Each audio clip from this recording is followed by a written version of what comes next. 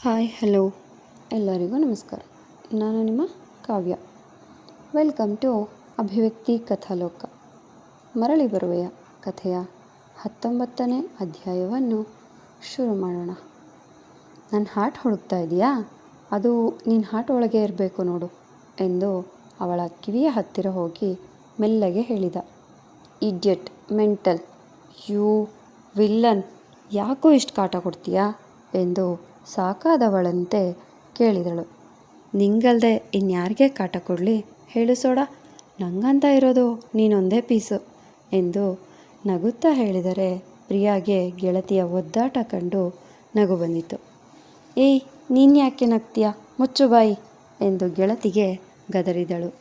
ಅಮ್ಮ ತಾಯಿ, ನೀನುಂಟು ನಿನ್ನ ರಾಮುಂಟು, ಏನಾದರೂ ಮಾಡ್ಕೊಳ್ಳಿ, ನಾನು ಹಾಸ್ಟೆಲ್ಗೆ ಹೋಗಿರ್ತೀನಿ, ನೀನು ನಿಮ್ಮವರ ಜೊತೆ ಮಾತಾಡಿ ಬಾ ಎಂದವಳು ಅಲ್ಲಿಂದ ಹೋದರೆ ಕೃತಿ ವಸಿಷ್ಠನ ಕಡೆ ಕೋಪದಲ್ಲಿ ನೋಡಿದಳು.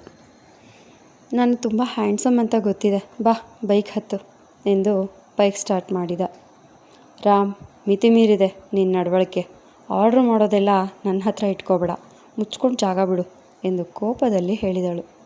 ಹೇಯ್, ಏನದು ಲೋಕಲ್ ಹುಡುಗಿ ಥರ ಮಾತಾಡ್ತೀಯ? ನಾನೇನು ಮದುವೆ ಆಗೋಣ ಬಾ ಅಂತ ಕರಿತಿಲ್ಲ, ಕಾಫಿ ಡೇಗೆ ಹೋಗಿ ಕಷ್ಟ ಸುಖ ಮಾತಾಡೋಣ ಬಾ ಅಂತಿರೋದು. ಅದಕ್ಕೆ ಯಾಕೆ ಇಷ್ಟು ಕೋಪ ಮಾಡ್ಕೋತಾ ಇದೀಯಾ ಎಂದು ಅವಳ ಕೈ ಹಿಡಿದು ಎಳೆದುಕೊಂಡು ಕೇಳಿದ. ಇದೇ ಆಗಲ್ಲ ನನಗೆ, ಕೈ ಬಿಡು. ಹೌದು, ನಾನು ಲೋಕಲ್ ಹುಡುಗಿನೇ, ನೀನು ಕ್ಲಾಸ್ ಅಲ್ವಾ, ಹೋಗಿ ನಿನ್ನ ಲೆವೆಲ್ಗೆ ಸಿಗೋ ಹುಡುಗಿನ ಕಾಫಿ ಡೇಗೆ ಕರ್ಕೊಂಡು ಹೋಗು, ನಾನು ಬರಲ್ಲ ಎಂದಳು. ಅಯ್ಯೋ ನಿನ್ನ, ಅದೆಷ್ಟೇ ಮಾತಾಡ್ತೀಯಾ, ನಿನ್ನ ಪರ್ಮಿಷನ್ ಯಾರು ಕೇಳ್ತಾರೆ ಎಂದು ಕೋಪದಲ್ಲಿ ಅವಳನ್ನು ತನ್ನ ಬೈಕ್ ಮುಂದೆ ಕೂರಿಸಿಕೊಂಡು ಬೈಕ್ ಸ್ಟಾರ್ಟ್ ಮಾಡಿ ವೇಗವಾಗಿ ಅಲ್ಲಿಂದ ಕಣ್ಮರೆಯಾದ. ಇಷ್ಟೊತ್ತು ಇದನ್ನೆಲ್ಲ ಕಾರಿಡಾರ್ನಲ್ಲಿ ನಿಂತು ನೋಡುತ್ತಿದ್ದ ಅನಂತ್ ವಸಿಷ್ಠ ಹಾಗೂ ಮಹದೇವ್ ವಸಿಷ್ಠ ಅವರು ಮುಖ ನೋಡಿಕೊಂಡರು. ಅನಂತು, ಇನ್ನೂ ತಡ ಮಾಡೋದು ಬೇಡ, ಆದಷ್ಟು ಬೇಗ ಅಭಿರಾಮ್ನ ನಮ್ಮ ಕಡೆ ಸೆಳೆದುಕೊಳ್ಳಬೇಕು, ಹಾಗೆ ಆ ಹುಡುಗಿಗೆ ಒಂದು ಗತಿ ಕಾಣಿಸು.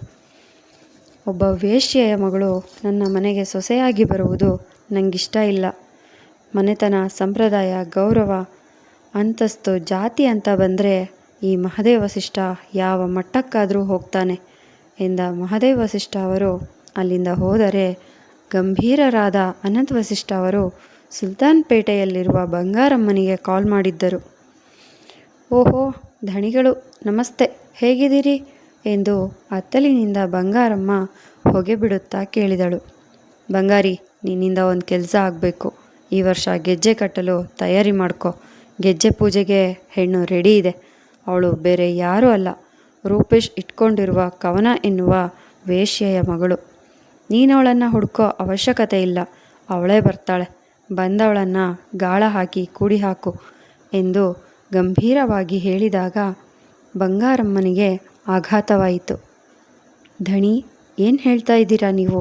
ನಿಮ್ಮ ಗೆಳೆಯ ಆಕೆಯನ್ನು ಇಲ್ಲಿಂದ ಕರ್ಕೊಂಡು ಹೋಗಬೇಕು ಅಂತ ಇದ್ದಾರೆ, ಆದರೆ ನೀವು ಆಕೆಯ ಮಗಳಿಗೆ ಗೆಜ್ಜೆ ಕಟ್ಟಲು ಸಿದ್ಧರಾಗಿ ಅಂತ ಹೇಳ್ತಾ ಇದ್ದೀರಲ್ಲ, ಈ ವಿಷಯ ಆ ವಯ್ಯನಿಗೆ ತಿಳಿದರೆ ಎಂದು ಭಯದಲ್ಲಿ ಕೇಳಿದಳು. ಅವನ ವಿಚಾರ ನನಗೆ ಬಿಡು, ನಾನು ಅವನನ್ನು ನೋಡ್ಕೋತೀನಿ, ನಾನು ಹೇಳಿದ್ದನ್ನು ಮಾಡು ನೀನು ಎಂದು ಹೇಳಿ ಕಾಲ್ ಕಟ್ ಮಾಡಿದ್ದರು. ಅತ್ತ ಅಮೇರಿಕಾದಲ್ಲಿ 4 ವರ್ಷಗಳ ಶ್ರಮದ ಫಲವಾಗಿ ರೂಪೇಶ್ ಅವರು ತಮ್ಮದೇ ಆದ ಹಾಸ್ಪಿಟಲ್ ಸ್ಥಾಪಿಸಿ ಇನ್ನುಳಿದ ಕೆಲಸವನ್ನೆಲ್ಲ ಮುಗಿಸಿ ಮುಂದಿನ ತಿಂಗಳು ಇಂಡಿಯಾಗೆ ಬರಲು ತುದಿಗಾಲಿನಲ್ಲಿ ಕಾಯುತ್ತಿದ್ದರು. ಹೇ ವಿಲನ್, ಏನಿದು ನಿನ್ನ ದೊಂಬರಾಟ? ಎಲ್ಲರೂ ನಮ್ಮನ್ನೇ ನೋಡ್ತಿದ್ದಾರೆ, ಬಿಡು, ನನ್ನ ಸ್ಪೀಡ್ ಕಮ್ಮಿ ಮಾಡು. ನಾನು ಇದೇ ಫಸ್ಟ್ ಟೈಮ್ ಬೈಕ್ ಹತ್ತಿರೋದು, ಬೈಕ್ ಸ್ಟಾಪ್ ಮಾಡು, ಎಲ್ಲ ನಮ್ಮನ್ನೇ ನೋಡ್ತಿದ್ದಾರೆ, ಬಿಡು ರಾಮ್ ಎಂದು ಕೂಗಿಕೊಳ್ಳುತ್ತಿದ್ದ ಕೃತಿ ಬೈಕಿನ ವೇಗ ಹೆಚ್ಚಿದಂತೆ ಹೆದರಿ ಅವನನ್ನು ಬಿಗಿಯಾಗಿ ಅಪ್ಪಿದರೆ ಅಭಿರಾಮ್ ವಸಿಷ್ಠನ ಮುಖದಲ್ಲಿ ಸಣ್ಣ ನಗು ಹಾದು ಹೋಯಿತು.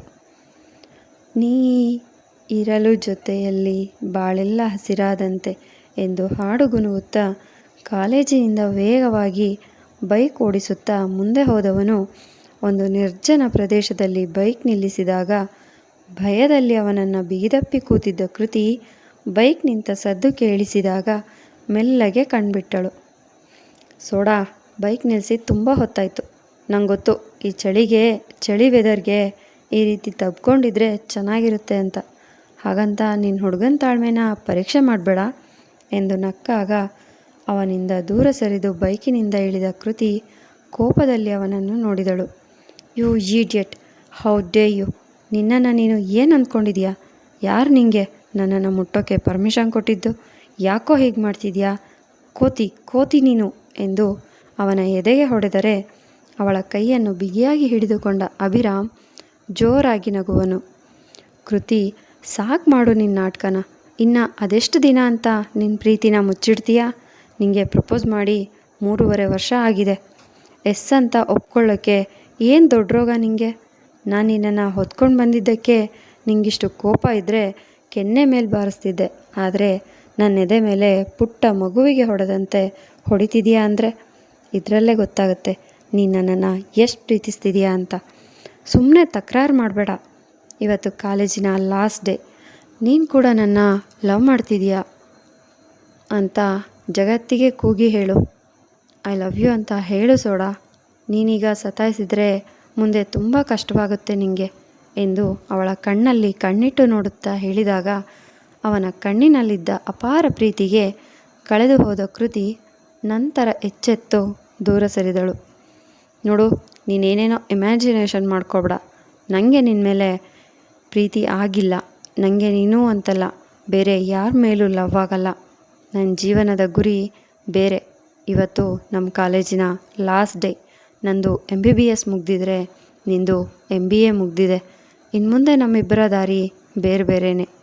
ಪ್ಲೀಸ್ ಮತ್ತೆಂದು ನನ್ನ ಕಣ್ಣಿಗೆ ಕಾಣಿಸ್ಕೋಬೇಡ ರಾಮ್ ಎಂದು ಗಂಭೀರವಾಗಿ ಹೇಳಿದಾಗ ಕೇಳುವಷ್ಟು ಕೇಳಿ ಸಾಕಾದ ಅಭಿರಾಮ್ ವಸಿಷ್ಠ ಅವಳನ್ನು ಸೆಳೆದು ಅವಳ ತುಟಿಯನ್ನು ಆಕ್ರಮಿಸಿಕೊಂಡಿದ್ದ. ಎಂದು ಕೊಸರಾಡುವ ಕೃತಿ ನಿಧಾನವಾಗಿ ಅವನ ಮುತ್ತಿಗೆ ಶರಣಾಗಿದ್ದಳು. ಅವಳ ಕೊಸರಾಡುವಿಕೆ ನಿಲ್ಲುತ್ತಿದ್ದ ಹಾಗೆ ಮತ್ತಷ್ಟು ಅವಳನ್ನು ಆಕ್ರಮಿಸಿಕೊಳ್ಳುವಂತೆ ಅವಳನ್ನು ಎತ್ತಿ ಬೈಕ್ ಮೇಲೆ ಕೂರಿಸಿಕೊಂಡವ ಅವಳ ತುಟಿಗೆ ಬಿಡುಗಡೆ ಕೊಟ್ಟು ಅವಳ ಕೊರಳಲ್ಲಿ ಮುತ್ತಿನ ಹಾರವನ್ನು ಜೋಡಿಸುತ್ತಿದ್ದ. ಬರೀ ಓದು, ತಾಯಿ, ಗೆಳತಿ, ತನ್ನ ಗುರಿ ಇದಿಷ್ಟೇ ತನ್ನ ಪ್ರಪಂಚವೆಂದು ತನ್ನದೇ ಆದ ಪುಟ್ಟ ಪ್ರಪಂಚದಲ್ಲಿದ್ದ ಕೃತಿಗೆ ತನ್ನ ಹಿಂದೆ ಬಿದ್ದು ಕಾಡಿಸುವ ಅಭಿರಾಮ್ ವಸಿಷ್ಠ ಎಂದೋ ಇಷ್ಟವಾಗಿ ಬಿಟ್ಟಿದ್ದ. ಅವನು ಒಂದು ದಿನ ಕಾಣಿಸಲಿಲ್ಲ ಅಂದರೆ ಅವಳ ಆ ದಿನವೇ ಸರಿಯುತ್ತಿರಲಿಲ್ಲ. ಎಲ್ಲರ ಮೇಲೆ ರೇಗಾಡಿ ಬಿಡುತ್ತಿದ್ದಳು. ಬೈದಾದರೂ ಸರಿ, ವಸಿಷ್ಠ ಅವಳ ಹಿಂದೆಯೇ ಸುತ್ತುತ್ತಿರಬೇಕಾಗಿತ್ತು. ಅವನಿಗೆ ತನ್ನ ಪ್ರೀತಿಯನ್ನು ಹೇಳಿಬಿಡೋಣ ಎಂದು ಮನಸ್ಸು ಮಾಡಿದಾಗಲೆಲ್ಲ ಅವನ ಹಾಗೂ ತನ್ನ ನಡುವೆ ಇರುವ ಶ್ರೀಮಂತಿಕೆ ಬಡತನದ ಅಂತರ ಮಧ್ಯೆ ಬಂದು ಅವಳನ್ನು ತಡೆದು ಬಿಡುತ್ತಿತ್ತು.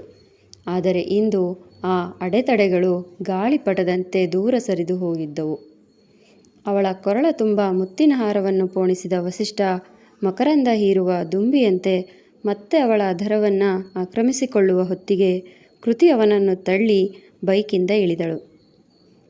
ಹೇ ಸೋಡಾ, ಏನಾಯ್ತೀಗ ಎಂದು ಕೇಳಿದರೆ ಏನೂ ಹೇಳದ ಕೃತಿ ಅಲ್ಲಿಂದ ಓಡಿದಳು. ಕೃತಿ, ನಿಂತ್ಕೋ, ಯಾಕೆ ಓಡ್ತಾ ಇದೆಯಾ? ನಿಂತ್ಕೋ ಕೃತಿ ಎಂದು ಅವಳ ಹಿಂದೆಯೇ ಓಡಿ ಬರುತ್ತಿದ್ದ ಅಭಿರಾಮ್ ಮುಂದೆ ಕಾರೊಂದು ಬಂದು ನಿಲ್ಲಲು ಹಿಂದೆ ತಿರುಗಿ ನೋಡಿದ ಕೃತಿ ಅಲ್ಲಿ ನಿಲ್ಲದೆ ಹಾಸ್ಟೆಲ್ ಕಡೆ ಓಡು ನಡಿಗೆಯಲ್ಲಿ ಹೋಗಿದ್ದಳು. ಅಭಿ, ಇಲ್ಲೇನು ಮಾಡ್ತಾ ಇದೀಯಾ ನೀನು? ಯಾಕೆ ಓಡಿ ಬರ್ತಿದೀಯಾ ಎಂದು ಕಾರಿನಿಂದ ಇಳಿದ ಅನಂತ್ ಅವರು ಗಂಭೀರವಾಗಿ ಕೇಳಿದರು. ಡ್ಯಾಡ್, ಅದು ನಾನು ಕೃತಿ ಎಂದು ಹಾಗೂ ತನ್ನ ಪ್ರೀತಿಯ ವಿಷಯವನ್ನು ಹೇಳಲು ಬಂದವ ಮಹದೇವ್ ವಸಿಷ್ಠ ಅವರು ಸಹ ಕಾರಿನಿಂದ ಇಳಿದಾಗ ಅಲ್ಲಿಗೆ ಮಾತು ನಿಲ್ಲಿಸಿದ. ಅನಂತ್, ಎಲ್ಲೋ ಅವನ ಬೈಕ್ ಕೆಟ್ಟಿರಬೇಕು, ಅದಕ್ಕೆ ಓಡ್ತಿದ್ದ ಅನಿಸುತ್ತೆ. ವಯಸ್ಸಿಗೆ ಬಂದಿರೋ ಮಗನನ್ನು ಪ್ರಶ್ನೆ ಮಾಡಬಾರ್ದು. ಅವರು ತಮಗಿಷ್ಟ ಬಂದಂಗೆ ಮಾಡೋಕ್ಕಂತಾನೆ ಹುಟ್ಟಿರೋದು ಅಲ್ವಾ ಅಭಿ? ಆದರೆ ನೀನು ಹಾಗಲ್ಲ. ನೀನು ಮಹದೇವ್ ವಸಿಷ್ಠನ ಹೆಮ್ಮೆ. ಬಾ, ಇವತ್ತಿಗೆ ನಿನ್ನೆಲ್ಲ ಎಕ್ಸಾಮ್ಸ್ ಮುಗೀತಲ್ಲ. ಇನ್ನು ಮುಂದೆ ನಿನ್ನ ವಾಸ ನಮ್ಮ ಬಂಗಲೆಯಲ್ಲಿ. ನಿನ್ನ ಲಗೇಜ್ಗಳನ್ನು ಕೆಲಸದವ್ರು ತರ್ತಾರೆ. ನಡಿ ಮನೆಗೆ ಎಂದ ಮಹದೇವ್ ವಸಿಷ್ಠ ಅವರು ಮೊಮ್ಮಗನ ಕೈ ಹಿಡಿದು ಕಾರಿನ ಒಳಗೆ ಕೂರಿಸಿ ಮಗನಿಗೆ ಕಾರ್ ಸ್ಟಾರ್ಟ್ ಮಾಡಲು ಹೇಳಿ ಮೊಮ್ಮಗನೊಂದಿಗೆ ಕುಳಿತುಕೊಂಡರು. ಅಜ್ಜ, ಬೈಕ್ ಅಲ್ಲಿ ನಿಂತಿದೆ ಎಂದು ಹೇಳಲು ಹೊರಟವನ ಮಾತನ್ನು ಅರ್ಧದಲ್ಲಿಯೇ ತಡೆದು, ವಾಚ್ಮ್ಯಾನ್ ಅದನ್ನು ಮನೆಗೆ ತಂದು ಕೊಡ್ತಾನೆ. ನಾನು ಅವನಿಗೆ ಕಾಲ್ ಮಾಡಿ ಹೇಳ್ತೀನಿ. ನೀನು ಟೆನ್ಷನ್ ಆಗಬೇಡ ಅಭಿ. ಅನಂತು, ನಡಿ ಮನೆಗೆ ಎಂದು ಮಹದೇವ ವಸಿಷ್ಠ ಅವರು ಗಂಭೀರವಾಗಿ ಹೇಳಿದಾಗ ತಂದೆಯ ಮಾತಿಗೆ ಸರಿ ಎಂದು ತಲೆಯಾಡಿಸಿದ ಅನಂತ್ ಅವರು ತಮ್ಮ ಮನೆಯತ್ತ ಕಾರು ತಿರುಗಿಸಿದರು. ಅಮ್ಮ, ಪಾಪ ಕೃತಿ ಅವಳಮ್ಮ ಇರುವ ಊರನ್ನು ಕೇಳ್ತಿದ್ದಾಳೆ. ಇನ್ನೂ ಎಷ್ಟು ವರ್ಷ ಅಂತ ಅವಳನ್ನು ತಾಯಿಯಿಂದ ದೂರ ಇರಬೇಕು? ಈಗಲಾದರೂ ಆಂಟಿ ಇರೋ ಊರನ್ನು ಹೇಳಮ್ಮ, ಯಾಕೆ ಕೃತಿಗೆ ನೋವು ಮಾಡ್ತಿದ್ಯಾ ಎಂದು ತನ್ನ ತಾಯಿಯ ಜೊತೆ ಫೋನಿನಲ್ಲಿ ಮಾತನಾಡುತ್ತಿದ್ದ ಪ್ರಿಯಾ ಗಾಬರಿಯಲ್ಲಿ ರೂಮಿನೊಳಗೆ ಬಂದ ಗೆಳತಿಯನ್ನು ಕಂಡು ತಾಯಿಗೆ ಆಮೇಲೆ ಫೋನ್ ಮಾಡುವುದಾಗಿ ತಿಳಿಸಿ ಕಾಲ್ ಕಟ್ ಮಾಡಿದಳು. ಕೃತಿ, ಏನಾಯಿತು? ಯಾಕೆ ಇಷ್ಟೊಂದು ಗಾಬರಿಲಿ ಓಡ್ ಬಂದೆ? ಅಭಿರಾಮ್ ಏನಾದರೂ ಮಾಡಿದ್ರಾ ಎಂದು ಆತಂಕದಲ್ಲಿ ಕೇಳಿದಳು. ಇಲ್ಲ, ಏನಿಲ್ಲ, ಹೀಗೆ ಓಡ್ ಬಂದೆ ಅಷ್ಟೇ. ಅದು ಬಿಡು, ಇನ್ನೊಂದು ವಾರದಲ್ಲಿ ನಾವು ಹಾಸ್ಟೆಲ್ ಖಾಲಿ ಮಾಡಬೇಕಲ್ವಾ? ನಮ್ಮ ಲಗೇಜ್ಗಳನ್ನೆಲ್ಲ ನಾಳೆಯಿಂದಾನೇ ನಿಮ್ಮಮ್ಮನ ಮನೆಗೆ ಶಿಫ್ಟ್ ಮಾಡೋಣ. ಸದ್ಯಕ್ಕೆ ಆ ಪುಟ್ಟ ಮನೆಯಲ್ಲಿಯೇ ಇರೋಣ, ಆಮೇಲೆ ಬೇರೆ ಎಲ್ಲಾದರೂ ಒಂದು ದೊಡ್ಡ ಮನೆ ನೋಡೋಣ ಎಂದವಳು ವಾಶ್ರೂಮ್ ಒಳಗೆ ಹೋಗಿಬಿಟ್ಟರೆ ಗೊಂದಲಗೊಂಡ ಪ್ರಿಯಾ ಗೆಳತಿಯನ್ನು ಹೆಚ್ಚು ವಿಚಾರಿಸಲು ಹೋಗಲಿಲ್ಲ. I am sorry Ram, I am really sorry. ನಿನ್ನ ಪ್ರೀತಿಗೆ ನಾನು ಡಿಸರ್ವ್ ಅಲ್ಲ. ನೀನು ನನ್ನ ಪ್ರಾಣಕ್ಕಿಂತ ಹೆಚ್ಚಾಗಿ ಪ್ರೀತಿಸ್ತೀಯ ಅಂತ ನನಗೆ ಚೆನ್ನಾಗಿ ಗೊತ್ತು. ಆದರೆ ನಿಂಗೊಂದು ವಿಷಯ ಗೊತ್ತಿಲ್ಲ. ನಿಂಗಿಂತ ಹೆಚ್ಚಾಗಿ ನಾನು ನಿನ್ನ ಪ್ರೀತಿಸ್ತೀನಿ ಕಣೋ. ನನ್ನ ಹಿಂದೆ ತುಂಟ ಕೃಷ್ಣನ ಹಾಗೆ ಓಡಾಡುವ ನಿನ್ನ ಕಂಡ್ರೆ ಎಷ್ಟು ಪ್ರೀತಿ ಗೊತ್ತಾ? ಅದನ್ನ ಹೇಳ್ಕೊಳಕ್ಕಾಗದೆ ಮನಸ್ಸಲ್ಲೇ ಬಚ್ಚಿಟ್ಕೊಂಡು ಪ್ರತಿದಿನ ಸಾಯ್ತಿದ್ದೀನಿ ನಾನು. ಎಲ್ಲಿ ನಾನು ನನ್ನ ಪ್ರೀತಿನ ಹೇಳಿದರೆ ನೀನು ನಿನ್ನ ಮನೆಯವರನ್ನೆಲ್ಲ ಎದುರು ಹಾಕ್ಕೊಂಡು ನನ್ನ ಮದುವೆ ಆಗ್ತೀಯೋ ಅನ್ನೋ ಭಯ ನನಗೆ. ನಾನೊಬ್ಬಳು ಅನಾಥೆ. ಅದೆಷ್ಟು ವರ್ಷಗಳಿಂದ ನನ್ನ ತಾಯಿಯನ್ನು ಕಾಣದ ಅನಿಷ್ಟ ನಾನು. ನನ್ನಪ್ಪ ಯಾರು ಅಂತ ಗೊತ್ತಿಲ್ಲ. ನನ್ನ ಫ್ಯಾಮಿಲಿ ಎಲ್ಲಿದೆ, ಯಾವ ವಿಷಯ ಕೂಡ ನನಗೆ ಗೊತ್ತಿಲ್ಲ. ಈ ರೀತಿಯ ಗೊಂದಲಗಳ ಗೂಡಾಗಿರುವ ನನ್ನಂಥವಳನ್ನು ನೀನು ಪ್ರೀತಿಸೋದು ತಪ್ಪು. ನಿಮ್ಮದು ಎಂಥ ಮನೆತನ ಅಂತ ನನಗೆ ಗೊತ್ತಿದೆ. ಇಷ್ಟು ದೊಡ್ಡ ಕಾಲೇಜಿನ ಮುಂದಿನ ಯಜಮಾನ ನೀನು. ನಿನ್ನ ಮನೆಯವರು ನನ್ನಂಥ ಸಾಮಾನ್ಯ ಹುಡುಗಿಯನ್ನು ಒಪ್ತಾರಾ? ಇಲ್ಲ. ಪ್ರೀತಿಗೋಸ್ಕರ ನಿನ್ನ ಮನೆಯವರ ಮನಸ್ಸನ್ನು ಹೊಡೆಯುವಂತಹ ನೀಚ ಹೆಣ್ಣಲ್ಲ ನಾನು. ನಿಮ್ಮ ಮನೆಯವರು ಯಾವತ್ತಿಗೂ ನನ್ನನ್ನು ಒಪ್ಕೊಳ್ಳಲ್ಲ ಅಂತ ನನಗೆ ಚೆನ್ನಾಗಿ ಗೊತ್ತಿದೆ. ಹಾಗಾಗಿ ನಾನು ನನ್ನ ಪ್ರೀತಿಯನ್ನು ಮುಚ್ಚಿಟ್ಟಿರೋದು. ಬೇಡ ರಾಮ್, ನನ್ನ ಹಿಂದೆ ಬರಬೇಡ. ನನ್ನ ಹಿಂದೆ ಬಂದರೆ ನಿನಗೆ ನೋವು ನಿಶ್ಚಿತ. ನೀನು ನೋವು ಪಡೋದು ನನ್ನ ಕಣ್ಣಿಂದ ನೋಡೋಕ್ಕಾಗಲ್ಲ. ಇನ್ನೊಂದು ವಾರ ಇಲ್ಲಿರ್ತೀನಿ. ಆಮೇಲೆ ನಾನು ಎಲ್ಲಿಗೆ ಹೋಗ್ತೀನಿ ಅನ್ನೋದೇ ನಂಗೆ ಗೊತ್ತಿಲ್ಲ. ನಾನು ಇಲ್ಲಿಂದ ಹೊರಟೋದ್ಮೇಲೆ ನೀನು ನನ್ನ ಮರ್ತು ಹೋಗೋದೇ ಸರಿಯಾದ ದಾರಿ ಇರೋದು ಎಂದು ಬಿಕ್ಕಿ ಬಿಕ್ಕಿ ಅಳುತ್ತಿದ್ದ ಕೃತಿ ಪ್ರಿಯ ಬಾಗಿಲು ತಟ್ಟಿದಾಗ ಕಣ್ಣೀರು ಒರೆಸಿಕೊಂಡು ಮುಖ ತೊಳೆದು ಹೊರಬಂದಳು. ಕೃತಿ, ಏನಾಗಿದೆ ನಿನಗೆ? ತಣ್ಣೀರು ಸ್ನಾನ ಮಾಡಿದ್ಯಾ? ಏನೇ ನಿನ್ನ ಪ್ರಾಬ್ಲಮ್? ನಿಮ್ಮಮ್ಮ ಇರೋ ಊರಿನ ಹೆಸರು ಹೇಳ್ತಿಲ್ಲ ಅಂತ ಈ ರೀತಿ ಆಡ್ತಾ ಇದೆಯಾ? ನೋಡು ಕೃತಿ, ಟೆನ್ಷನ್ ಮಾಡ್ಕೋಬೇಡ. ನಾನಿಲ್ವಾ, ಅಮ್ಮನ ಹತ್ರ ಹೇಗಾದರೂ ಮಾಡಿ ನಿಮ್ಮಮ್ಮ ಇರೋ ಊರಿನ ಹೆಸರನ್ನು ತಿಳ್ಕೊತೀನಿ. ನಿಮ್ಮಮ್ಮ ನಿನಗೆ ಖಂಡಿತ ಸಿಗ್ತಾರೆ. ಇಷ್ಟಕ್ಕೆಲ್ಲ ನೀನು ನಿನಗೆ ತೊಂದರೆ ಮಾಡ್ಕೋಬೇಡ ಎಂದು ಪ್ರಿಯಾ ಸಮಾಧಾನ ಮಾಡಿದಾಗ ಅವಳನ್ನು ಬಿಗಿದಪ್ಪಿ ಕಣ್ಣೀರು ಹಾಕಿದ ಕೃತಿ ಒಂದು ವಾರ ಹಾಸಿಗೆ ಬಿಟ್ಟು ಎದ್ದಿರಲಿಲ್ಲ. ಅಷ್ಟು ಜ್ವರ ಅವಳನ್ನು ಆವರಿಸಿತ್ತು.